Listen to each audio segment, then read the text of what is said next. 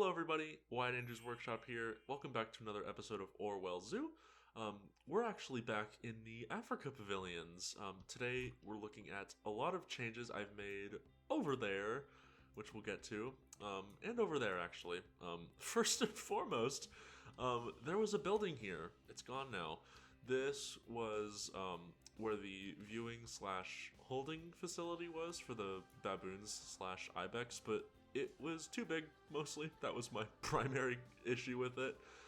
It was too big, it just wasn't really detailed enough for my liking, and I was just also kind of working myself into a corner with the layout of it, because I had it was originally meant to just be a viewing area, but so the viewing was here, but then the baboon holding specifically was over here, and it just kind of wound back this way into a dead end, and that's kind of hard to access with like vehicles and stuff. So I'm gonna think about that more later. Maybe I'll combine the holding for the baboons and ibex, not like so they're together, but just so they share a building. But yeah, that's something for me to figure out later. That's not what we're worried about right now. I think last time we were here, we did actually come up this way, and I do actually want to change out some of this foliage because we've got kind of a different palette for this area now. And then we've got this nice little eating area, which we saw last time. I still really like this. I want to add like a sign slash logo for it, and a name I need to figure out, of course. But I'm happy with the way this is right now.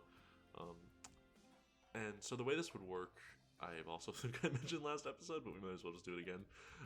This is for, the elevator is mostly for accessibility.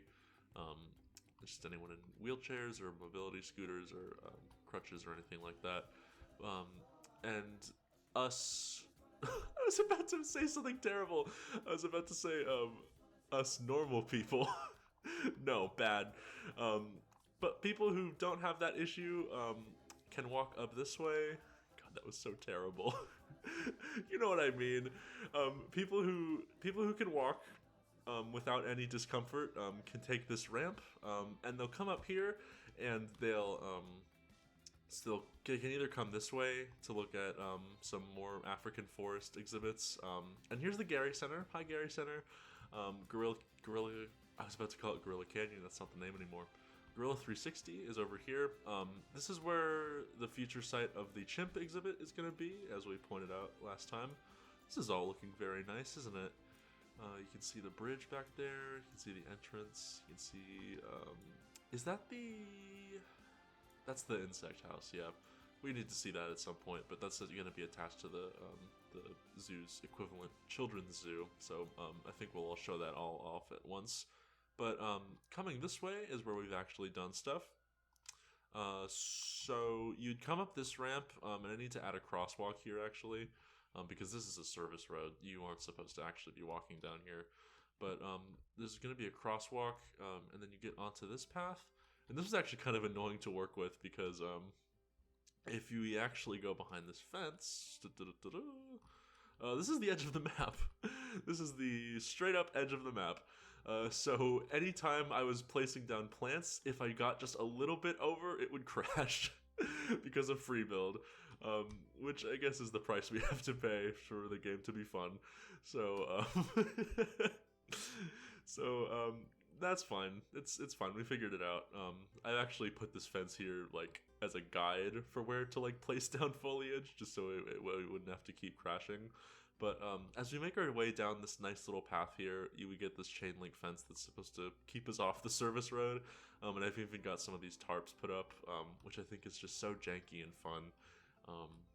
And then I'm sort of breaking up the different fence types we use. So we've got this log fence that I actually built this for Africa Pavilion. You can actually see it in the first time we visit the new version of the area, but I also used it in Gorilla 360 because I thought it worked nicely.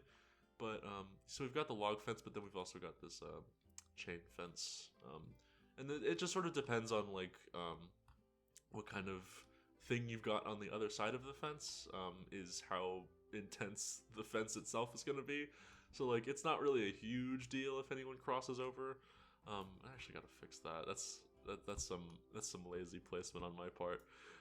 But like it's not a huge deal if people like cross over into this, so it's just gonna be like a general recommendation that you don't go into this area. And that's what the fence is for. But if we actually look to the other side, you get a really cool view of the Baboon Cliffs exhibit that you wouldn't otherwise get. And this would also be good for the tram tours. So they'd come down here and you'd also get to see them even closer than you would if you were actually on the path. So that's pretty dope. And it's just like a little breakup in the chain link fence. So you've got it here, but then you get to see him for a little bit, and then it goes back into the chain link fence. But at this point, we're at the bottom of the hill, so it's not a huge deal. We've got this nice little riverbed. It's a cute little area. I thought it would be nice to just kind of do something a little creative with the landscaping. And something you might notice going forward is how much more bamboo I'm using. This is something I realized when I was building Gorilla 360, is that you can use bamboo literally anywhere. And I think it has a very specific vibe, where if you place it down, you kind of get a sort of adventurous tropical feel to your area. But like it can survive pretty much anywhere, so like it doesn't, like it's not really a liability at all. And it's just a really nice, like what's the term? I was thinking of a word, but it's just a nice thing you can use to affect the vibe of your area if need be. And it's just very zoo-y, I think. It's just a zoo vibe. It's bamboo everywhere, because it's like, oh, you're at a zoo, you're in the jungle, you're going to see animals. So I think bamboo illustrates that very nicely. And there's some more of it. But going forward, another thing I want to point out, I really like what I've been doing with this fence, which is like alternating the height based on the unit of the fence, instead of just like having them all together like that. I just like to like put them like on top of each other, and so like they would be sharing a beam here. So then each one, it's either higher or lower depending on which one you're at, which I think looks really cool. It adds some nice depth, which is always what I'm trying to go for. So then going over here, you've got a sort of junction for the service road. So whenever a vehicle's passing through, these gates would open and it would just come on through. But otherwise, you just get like this wall and you have no idea what's on the other side of it, which I think is fun and cool. It's a nice way to like hide staff facilities without being too overbearing. But going this way, let me turn off the UI. We've got some more of our lovely little lampposts, and then we have this chill little alcove here where you can get your Coca-Cola, and you can have a seat if you want. This zookeeper has not moved. I guess this is now as good a time as any to show off our new uniform colors. I need to do it for all of the staff members, but I have so many in the zoo that it would be super tedious. So I think I'm just going to kind of do it as I catch them, as they sort of pass in front of me. I'm like, oh, you need your colors changed, ma'am. But yeah, the zookeepers are green. It's something I've always wanted to do because the khaki... This is already a pretty off-puttingly cartoony zookeeper outfit. The polo shirt and the pants are fine, but the wide brim hat is pretty silly. And they were all in khaki before, so they looked like the zookeepers in the Zoo Tycoon games, which was very, very silly. I don't know how we tolerated that for so long. I think in concept art there was actually some beautiful concept art of what the staff were going to look like. And I guess we kind of got it now that we can change the colors, but I still wish the outfits were a little more realistic. But this is still a very nice change they gave us. So yeah, I wouldn't expect them to completely redo the keeper outfits because that's a lot of work. But changing the colors is a nice way to sort of rectify that. So yeah, this building, what's in this building? Could be anything really. Could be any animal whatsoever. This is our porcupine exhibit. We just got these guys in the arid animal pack. I think they look great. All the animals actually do in the arid animal pack. I think the black rhino looks a little weird, but I'll actually need to see it and build an exhibit for it in order to be sure. But these guys look great. They're so fuzzy and quilly, and I love it. This little tree stump, I stole this technique from Caesar Creates. It is the claws the like big wooden claws from the Africa set. Let me actually just pull this whole thing out of the ground. Any day now, game. Come on. Yep. Yeah, it's these things. I I didn't like these before. Like, I had no use for them. The shape was so specific, and like I didn't realize you could change the color of the paint on them. So like all this green stuff you're seeing, which is supposed to be moss, it's usually white. So they had like a little design on them. So I just had no use for them, especially the big ones, which I still don't really have a use for. Yeah, this is one of them. Yeah, I just had no use for this. But in Caesar Creates' Warthog exhibit, he came up with this little tree stump for it because it's got this great texture still. And it's just a super turbo galaxy brain decision on his part. So I'll definitely be using these more often. But I really love how this exhibit turned out. It was a really quick job too. The first thing I did was design these fences, and this whole like little viewing area is based on the exhibit for them at the Living Desert, which I found out about via the Zoo Tours video. I had been to the Living Desert before, but I kind of forgot about this exhibit. But it's a really nice, simple little setup for their porcupines. I remember they used to have bat-eared fox in it, but I don't think they do anymore. And then something you'll see me spreading around is these Don't Feed the Animal signs. I actually made these almost 2 years ago, but I had kind of forgotten about them and stopped using them as much. So I'm just starting to rectify that and start putting them all around the zoo.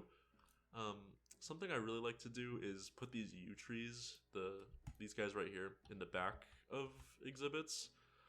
It just frames it all really nicely. The like sprawl of the branches just kind of going over the whole thing. It looks really, really cool. And then I'm also starting to spread around more conifers. These little Scots pine saplings especially I think look super nice. And it doesn't make the area feel too like, what's the word? Not, well, I guess boreal. Because like, I used to avoid putting down conifers because I thought it made the area feel like northern and like we were in like Canada or like somewhere far north than what was being exhibited. But like, I don't know, like conifers exist. Like they just kind of exist, you know? Like they don't really have like a part of the world that there's like an association with them, but like they do kind of exist. Like they can exist in most places, especially in the Midwest, which does get absolutely freezing in the winter. So you do get plenty of conifers. So and it was sort of more the pointier conifers, which I drew the association with. But conifers in general are starting to get what I'm more comfortable placing down. These guys don't move. I don't know why. It's a little annoying. I did everything right. It's an exhibit. I don't know if it's the leaf litter or it's all the stones I'm placing down, but these guys just they don't move a muscle. They don't go anywhere. I'd like them to wander a little if possible. That would be nice, maybe. Oh well. Well, now we're on the other side of the exhibit, so we can discuss that. Something I just came up with, which I think looks super, super good, is using the gates, like these little guys, but then just putting like a little sheet of aluminum over them.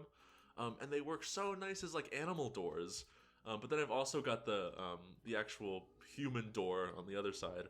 But just like having this here, it's like a perfect animal door, and it has all of the detail already, so it looks super, super good.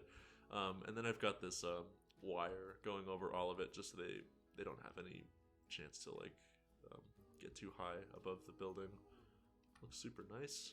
So yeah, this is our porcupine exhibit. Pretty basic setup for them, but I like it a lot. Another thing I did. Oh, also these look really good. The creosote bushes. We actually have had creosote in the game since base game actually, but they have flowers, and I don't really like the green color. It's kind of a pea yellow color. It works sometimes, but these are so much more subdued and nice and beautiful. I love them. Very good job, Frontier. Another thing I kind of discovered on my own was how darn good the Twilight bricks look. Look at them. They're so pretty. They're so versatile too, because you can use them in like, I saw Vihoho using them for like their intended purpose, which is for like European sort of Gothic structures. But they can also be used in like rustic, like I feel like this is like lodge like architecture is what these could be really good for. It feels like in this case it could be like an African like safari lodge. They look really good. They're super versatile, so don't sleep on them if you are. Then another thing, I designed this new door. Before I was using this door by Leader. Let me find it. Door. It was this one, which he released with his Fennec Fox set, I think, and it looks amazing. Like it's perfect, but it's pretty piece heavy, and it was kind of annoying breaking out the blueprint every single time to change the colors. So I devised my own. This little like window panel thing is actually the air conditioning unit. So this wouldn't be. I'll still use the Leader doors when I need to be functional, but this like when I'm just doing like implied buildings, I think this works just fine. And like the reason you need a window for the holding facilities is because you need to see if there's an animal that's escaped before you actually enter the room. So that's why that's there. That's a important bit of zoo design trivia. So yeah, I say we move on. I don't know if I want to, because we're up here, right? But then if we want to see the other stuff, we have to go back down. You know, I don't know if I want to go up or down. I say we actually go down first. We're just gonna do it. Screw it. Do it and screw it. So immediate spoiler. We have a monorail. Africa Pavilion will be getting its very own monorail. I'm actually gonna be naming it the Wagasa Bushline monorail. That's a name in progress if I've ever heard one. But I want to use the Wagasa part of it because that's a key bit of zoo lore. That the Wagasa Bushline was a monorail that it was at the San Diego Zoo Safari Park. And when they were trying to figure out what to name it, someone suggested the word Wagasa, which I only just found out is an acronym for who gives a shit anyway. And they thought it sounded African, so they ended up using that, which I think is very funny. So that's what we're going to be naming this. So the way it works, this is the exit, if you couldn't tell. But then the entrance is on this side. Let me see if I can change the lighting a little bit. It's as good as it's going to get. So the entrance will be here. I'm going to put like signage and everything. It's not immediately obvious right now. But this is like the queue. So you'd come in here, and if it's super crowded, you can chill out and watch the birds in this little aviary. And all these birds are by Jaguar X, and these are all African birds too. So we've got some Taracos, some lovebirds, some starlings, and they look so good. We've been using the egg pieces really well. They are super useful and versatile. And this aviary is based on ones at the Lost Forest in San Diego Zoo. I actually recycled this model from the Treetops Trek way over there. I've also got another design for it. I actually built these for Balboa Zoo when I was working on the orangutan area for Remnant. But I figured I built them, they're mine, so I'll just use them wherever I want. I mean, I feel like they're generic enough where I can just kind of spread them around without looking lazy, so yeah.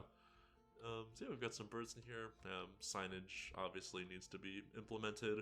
Something I really like that I've done is this fence design usually has mesh, but when I want to increase visibility, I take away the mesh and just add like a second beam so people don't like swing under, and it looks super good just to kind of break it up a little. So this queue line area would continue through here under this structure, which we'll get to, and then the switchback would continue under this shade structure, which is also subject to change. I don't really know if I like this, but we'll see. We'll see how I'm feeling later when I'm working on it a little more actively. Another thing I really like is the Cecropia saplings. I've been spreading these around a lot. They aren't really meant to be tropical plants per se, but they just have such a nice shine to them that it really breaks up the kind of fuzzier looking plants like these acacia saplings and the bamboo. I just love how like they glisten in the sunlight. You really need to get like a good amount of textures going in your landscaping if you want it to look convincing. It's another pro tip from yours truly. But oh yeah, and then the way the staff stuff, there's a gate here, and you come down this little pathway. I've got like, so there's a retaining wall here, right? But then I've got these little retaining bricks, and they look super good. I love how these look. Just because like you wouldn't have this retaining wall going all the way over here, but you still need to keep this like this dirt nice and packed in. So that's what these are for. But you come over this way, and you can enter the exhibit this way, or you could go into the holding facility. And yeah, that's how that all works. That's just the way the news goes. But let's not ignore the rhinoceros in the room, because we're not doing elephants in this area. An escalator. It's an escalator. I built it. It's an escalator. Because I thought this hill would be a little bit grueling of a hike for anybody, again, with mobility issues. So at some point I was just like, you know what, escalator. And this escalator is based on, well, I mean, it's just an escalator, but it's specifically based on ones they used to have at the San Diego Zoo. I don't really know why they took them out. It's nice to have mobility devices. I don't really know why they removed the escalators. It is ugly. I will say that. It's very ugly. But sometimes you have to be ugly to be nice to all sorts of people. So, yeah, that's what we've got going on up here.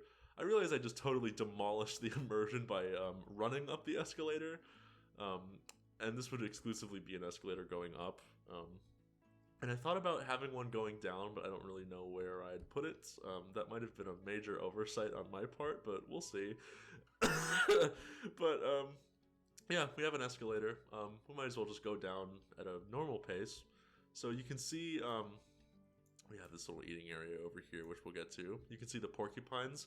This was actually meant to be where the porcupines were going to go. I had the fence designed and everything, but I just didn't think the room was sufficient. So I really wanted an exhibit here, and I needed something just engaging enough for people to like be entertained but not feel the need to like stop, and like look, like you could just kind of like walk down this way and like look at the pretty birds and move on. But I feel like with porcupines you kind of have to like stop and look at them, and that might cause major congestion in the queue. So I decided to put the porcupines over there, and I think that works a lot better. So moving down the escalator. You can see the monorail coming in. I want this to be where the monorail starts. Like, I want it to go this way, but instead it goes this way. And let me get over here. How do I get over here? I have to get out of explore mode real quick. There's a bit of a hill here, and the monorail just kind of rockets down into the station. And I really don't like that. I want it to slowly go up this way. So if anyone knows how to change that, please let me know, because it's been very annoying.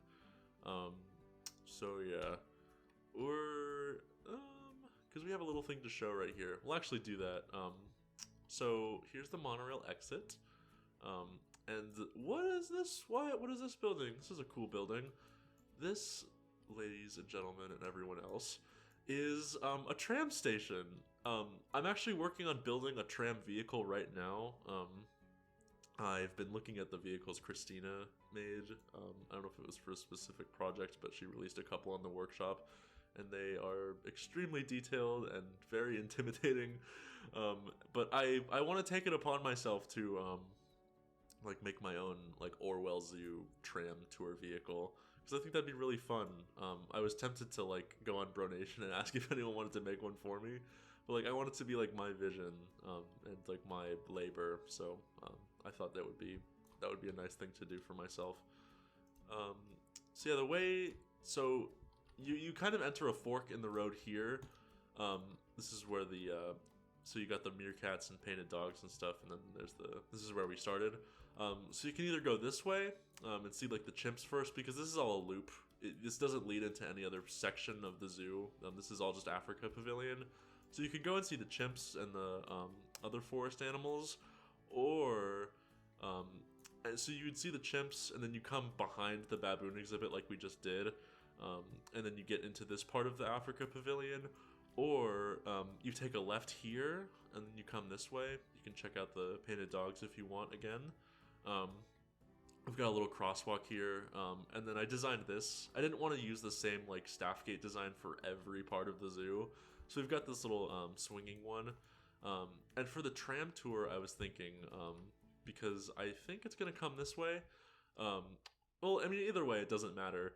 But if you were on the tram tour, you could see the back side of the painted dog exhibit. I figure it would be raised so you could actually look into the exhibit and not just see a wall.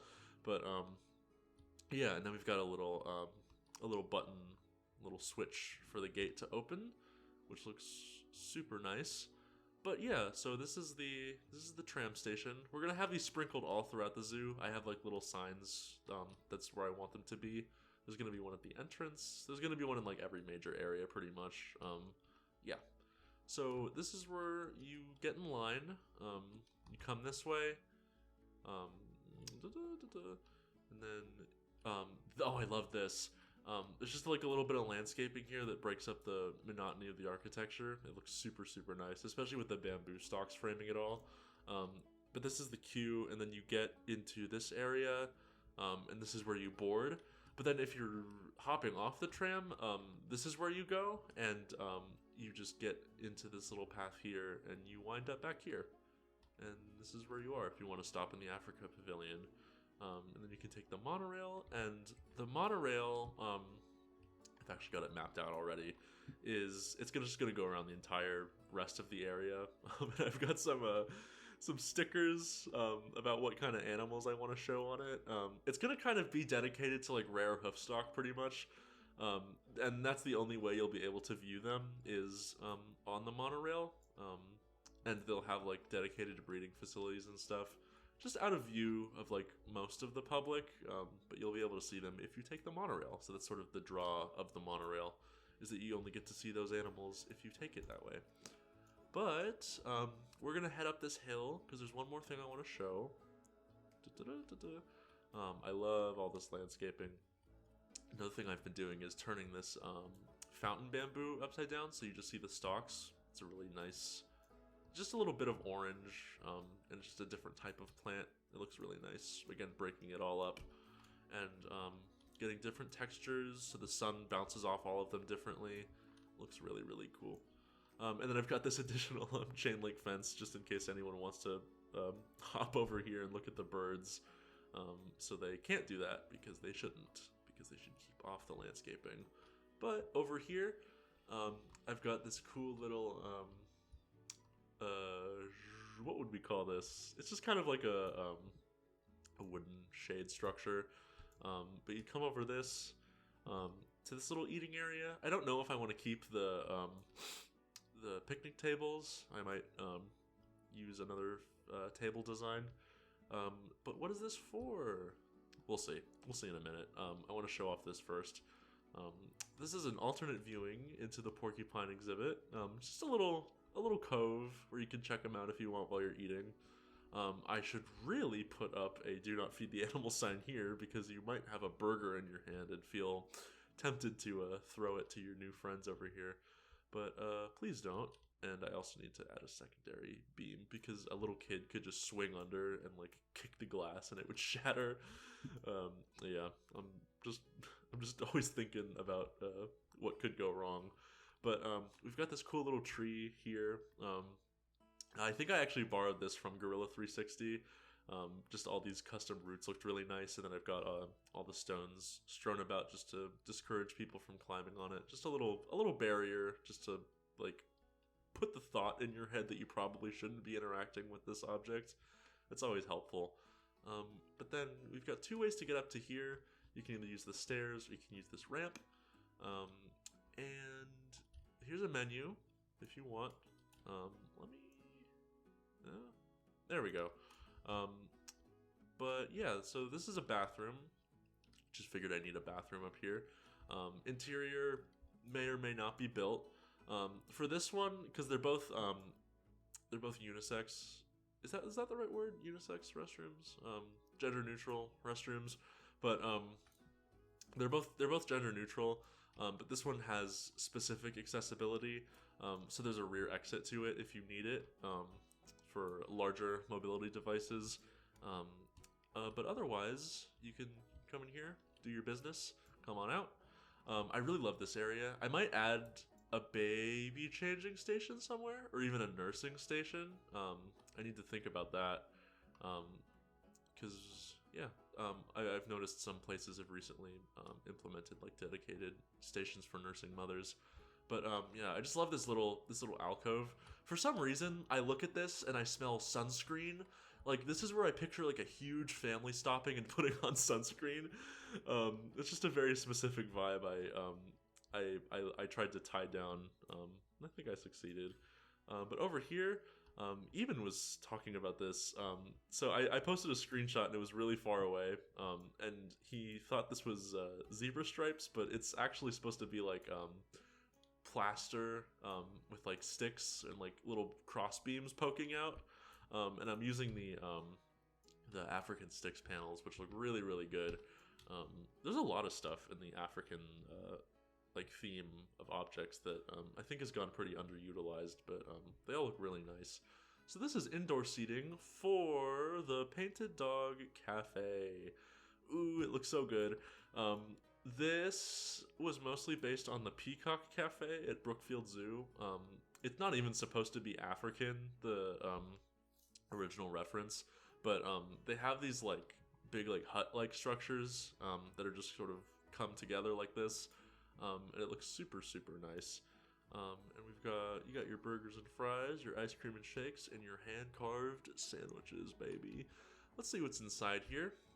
So this is where you'd order and just pick up all your food in general. It's tray-based, so I need to add a little slider at the counter. And I also want to add like little cabinets of like snacks and stuff, because that's what you'd have here. And then I love this. I love the ceiling. I've always loved just like adding like visible pipes and please don't go on the roof, thank you. I've always loved adding visible piping and HVAC and like beams and stuff to the ceilings in restaurants. I just think that looks super cool. I think I got it from Chipotle because that's what they do. And even when I was little, I was like, oh, that's interesting that they didn't cover any of this stuff. But I think it looks super cool. And I've used a lot of Just Goron's blueprints from St. Reginald, this stuff as well. He's got like the little utensils in here that are made of font pieces. And I can use this because it's our zoo, so we can do whatever we want. But yeah, shout out Just Goron for all of this stuff because I tried building some of it myself, and it was a pain in the ass. So yeah. And then I want all my vendors to be red. I don't know, I just think it looks cool. I might actually use different colors depending on the restaurant, but a lot of this is mostly green, so I thought some red would help break it up really nicely. Then we've got the menu strewn about in multiple places just so people can check anytime they need to. And then I've got these. I figured these would double as lights and heaters. They definitely wouldn't be heaters right now because it is not very cold outside, I assume, in this world. But I think these look really nice, and I don't know if you can move these without free build.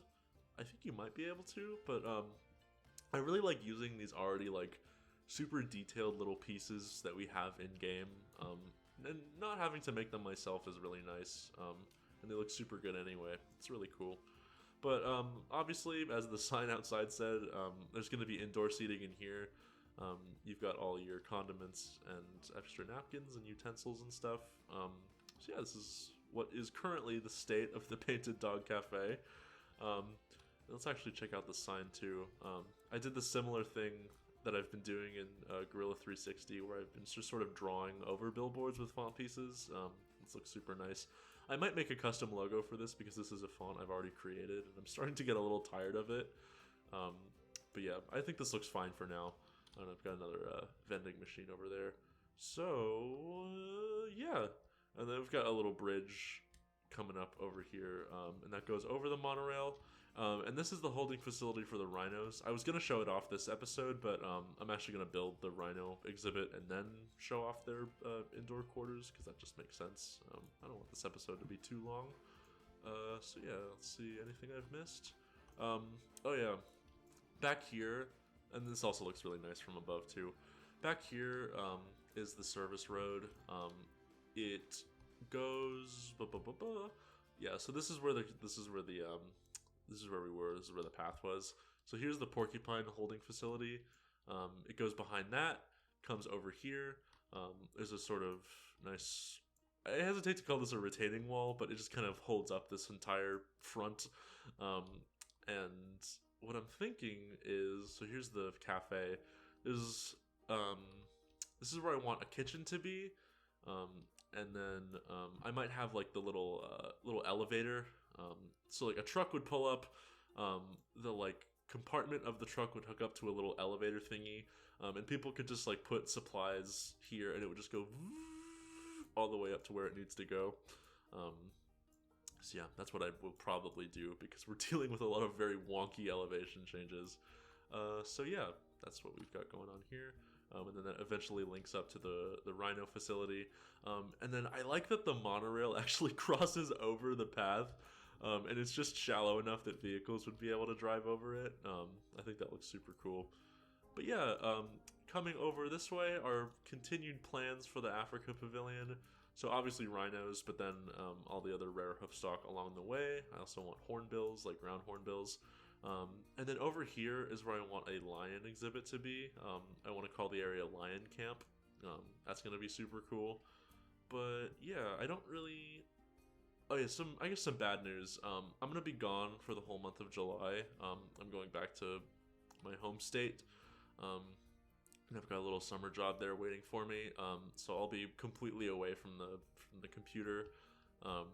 So no real updates until afterward, but yeah, and I don't know if I'll be in any St. Reginald Zoo episodes either, because I won't be able to bring my recording equipment either, so it's gonna be a bummer. But yeah, I'll see you guys later this summer, I guess. Thank you so much, by the way, for the reception of Gorilla 360. It is definitely some of my best work, and I think that reaction was reciprocated from everybody else. It's definitely the video itself is doing very well, so I'm very happy about that. I hope this one does as well. But yeah, I'll see you all later. Have a good one. Thank you.